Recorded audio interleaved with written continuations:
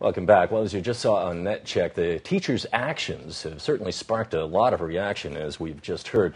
But how are school children viewed today in China, and how does their behavior in the classroom compare with previous generations? That's the question we put to ordinary citizens in today's edition of Straight from the Street. I think most students now are less restrained.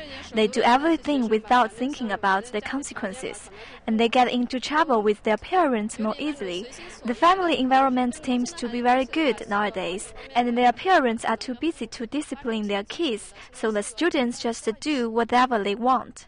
It's more difficult to control the students now than it was in the past. Previously, students were more obedient, but now they are more outspoken. When teachers criticize them, they get angry. This is because parents seldom discipline their kids and spoil them instead.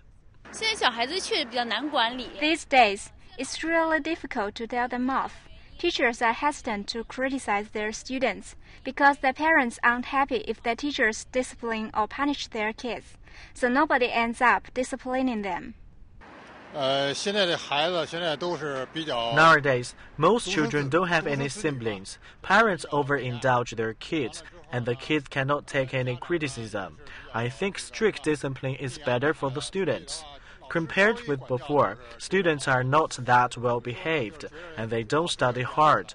That's because their living conditions are much better, so there's less incentive to work hard for a better future.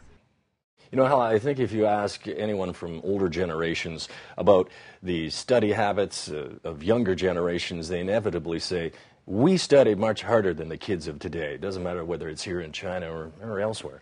Absolutely, but specifically in China, given the one-child policy and the nature of families the way they are today, there could be more of a case to be made. Yep. Certainly children in this country do tend to be more spoiled, more overindulged by their parents because there is only one child in the family.